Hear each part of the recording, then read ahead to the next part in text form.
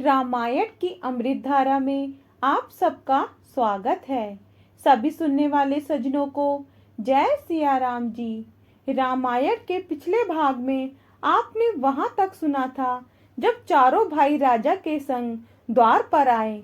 अब इसके आगे से अयोध्या में आनंद। सियापति रामचंद्र जी की जय, पवन सुत हनुमान जी की जय, उमापति महादेव जी की जय। जय जय सीताराम जी। दोहा। की नहीं सोच सब सहज सुचि, सरित पुनीत नहाई, प्रात क्रिया करी तात पही, आए चारों भाई सियापति रामचंद्र जी की जय। आई चारों भाई सियापति रामचंद्र जी की जय। स्वभाव से ही पवित्र चारों भाई पवित्र सरयू में स्नान कर प्रातः क्रिया करके पिता के पास आए। राजा ने उन्हें देखते ही हृदय से लगा लिया। फिर आज्ञा पाकर वे प्रसन्न होकर बैठ गए। राम जी के दर्शन करके सब सभा शीतल हुई। स्वभाव से ही पवित्र चारों भाई पवित्र सरयू में स्नान कर प्रातः क्रिया करके पिता के पास आए। राजा ने उन्हें देखते ही हृदय से लगा लिया। फिर आज्ञा पाकर वे प्रसन्न होकर बैठ गए। राम जी के दर्शन करके सब सभा शीतल हुई। सबने ये मान लिया कि नेत्रों के लाभ की सीमा यहीं तक है। फिर वशिष्ठ मुनि और विश्वामित्र जी आए। राजा ने अच्छे आसनों पर उन्हें बैठाया। फिर पुत्रों सहित मुनियों को पूजन करके चरण छुए।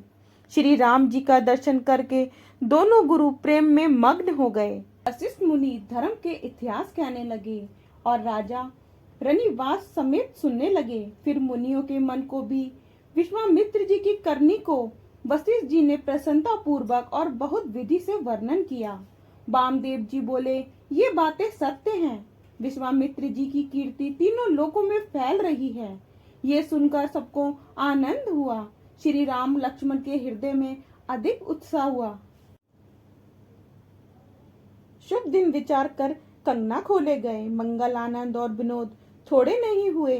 देवता नित्य नए सुख देखकर प्रसन्न होते और ब्रह्मा जी से यही प्रार्थना करते कि अयोध्या में हमारा भी जन्म होवे। विश्वामित्र जी की नित्य जाना चाहते हैं, परंतु रामचंद्र जी के स्नेह और विनय के वश होकर ठहर जाते। राजा का दिन पर दिन 100 गुना प्रेम देखकर महामुनि विश्वामित्र ने उनकी बहुत बड़ाई की। जब विश्वामित्र जी ने विदा मांगी तब राजा प्रेम में मग्न होकर पुत्रों सहित आगे खड़े हो गए और बोले, हे नाथ, ये सब संपत्ति आपकी है और पुत्रों व स्त्रियों सहित मैं आपका सेवक हूँ। हे मुनि, लड़कों पर सदैव दया करते रहिएगा और मुझे दर्शन देते रहिएगा। ऐसा कहकर राजा पुत्र व रानियों सहित मुनि के चरणों पर गिर पड़े। उनके मुख से बात नहीं निकली। विश्वामित्र जी ने बहुत भांति से आशीर्वाद दिए और वे चल दिए। प्रीति की रीति कहीं नहीं जाती। रामचंद्र जी सब भाइयों सहित बड़े प्रेम से पहुंचाने गए और आज्ञा पाकर लौट आए। दोहा। राम रूपी भूपति भगति, ब्याहु उछाहु आनंदु, जात सराहत मन ही मन, मुदित गादि कुल चंदु, सियापति रामचंद्र जी की जय। मुदित गादि कुल चंदु, सियापति रामचंद्र जी की जय। रामचंद्र जी के स्वरूप राजा दशरथ जी की भक्ति और विवाह सबके आनंद की बड़ाई मन ही मन करते हुए प्रसन्नता पूर्वक विश्वामित्र जी चले जाते हैं। ज्ञानी वामदेव जी और रघुवंश के गुरु वशिष्ठ जी ने फिर विश्वामित्र जी की कथा बखान कर कही। मुनि का सुंदर यश सुनकर राजा मन ही मन अपने पुण्य के प्रभाव की बड़ाई करने लगे। आज्ञा हुई तब सब लौटे और महाराज पुत्रों सहित महलों में गए। जहां तहां राम जी के विवाह का यश गाया जाने लगा और पवित्र सुयश तीनों लोकों में फैल गया। श्री रामचंद्र जी जब से विवाह करके घर आए तब से आनंद अयोध्यापुरी में बस गए। प्रभु के विवाह में जैसा आनंद उत्सव हुआ उसको सरस्वती जी और गणेश जी भी नहीं कह सकते। छंद। निज गिरिजा पावन करन कारण राम जसु तुलसी कयो रघुवीर चरित्र अपार बारधि पारु कवि कोने लयो उपबीत ब्या उछाल मंगल सुनि जय सादर गावही बेदेहि राम प्रसाद ते जन सर्वदा सुख पावही। तुलसीदास जी कहते हैं कि अपनी वाणी को पवित्र करने के लिए राम यश वर्णन किया। राम जी का चरित्र अपार समुद्र है, किस कवि ने उसका पार पाया है। जो लोग यज्ञोपवीत और विवाह के मंगल उत्सव को आदर से सुनकर गावेंगे वे श्री सीता जी और राम जी की कृपा से सदा सुख पावेंगे। जो प्रेम से श्री सीता राम जी और श्री रामचंद्र जी का विवाह गावेंगे और सुनेंगे उनको सदा आनंद ही आनंद है, क्योंकि रामचंद्र जी का यश मंगल का धाम है। यहाँ पर बालकांड समाप्त होता है। अब आगे अयोध्या कांड आरंभ होता है।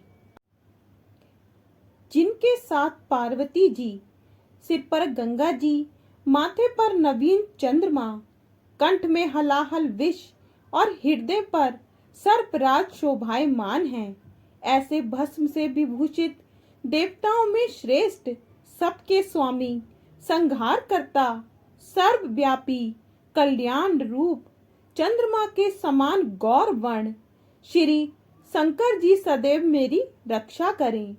श्री रामचंद्र जी के मुखारबिंद की शोभा ना तो राज अभिषेक से प्रसन्नता को प्राप्त हुई और ना वनवास के दुख से मलिन हुई।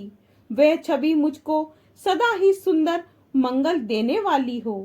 नील कमल के समान श्याम वर्ण और कोमल अंग वाले सीता जी वाम भाग में विराजमान किए हुए और हाथों में अबोध बाण और सुंदर धनुष लिए रघुवंश के स्वामी श्री रामचंद्र जी को मैं प्रणाम करती हूँ।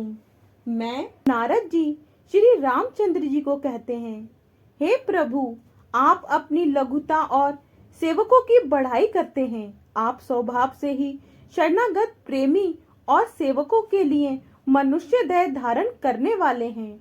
आप माया गुण, इंद्रियों और ज्ञान से परे हैं और आपका अजीत नाम ही दासों ने जीत लिया है।